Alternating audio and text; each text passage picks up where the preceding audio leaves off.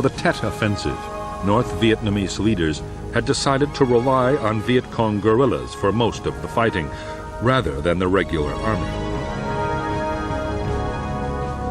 They believed that the people of the South would be more likely to join the revolt if the offensive was led by Southerners. It would also reassure the NLF leadership inside the South, who had a real fear that their role in the war would be taken over by Hanoi.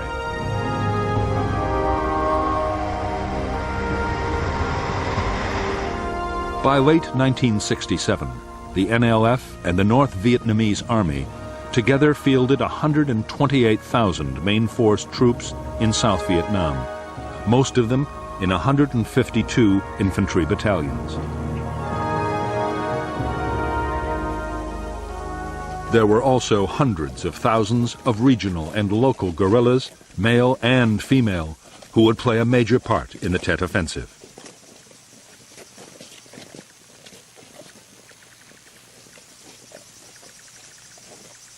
Although the Americans believed that local Vietcong guerrillas in the villages were supplied and supported by the main force units, the opposite was usually the case. It was the village guerrillas who supported the main force battalions.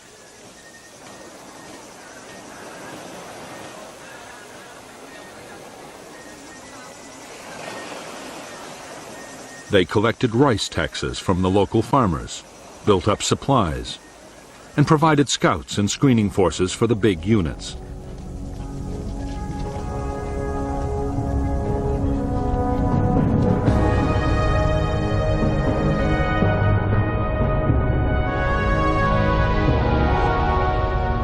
All communist military forces in the southern part of South Vietnam were controlled through the Viet Cong's mobile headquarters, the Central Office for South Vietnam.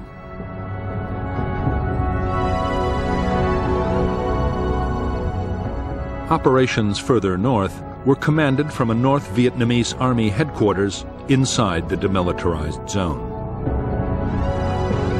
For the Tet Offensive, the NVA would deploy elements of the 341st Division, supported by Viet Cong sapper battalions just below the demilitarized zone. 3 more divisions and a regiment would be deployed around the U.S. Marine base at Khe Sanh.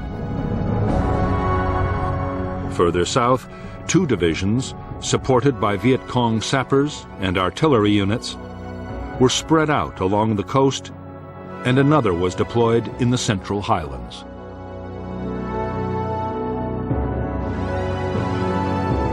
The Viet Cong fielded 3 formations of divisional strength, all within 75 miles of Saigon. Countrywide, they also had 30 independent main force battalions and more than 60 regional and local battalions. Altogether, the equivalent of 10 divisions.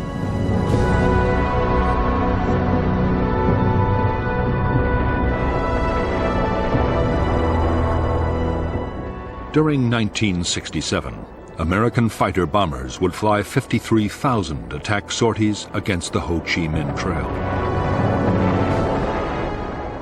Their aim was to cut off the flow of forces and weapons from the north to the southern guerrillas.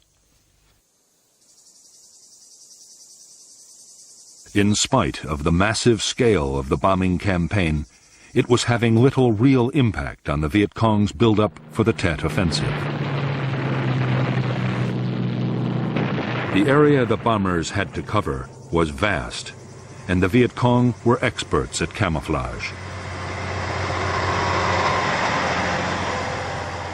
In the month of July 1967, 480 trucks made the long and arduous journey from North Vietnam to the south. By the end of the year, traffic would soar to 3,000 trucks a month. In fact, on the eve of the offensive, many Viet Cong and North Vietnamese Army units would have a surplus of modern weapons and equipment.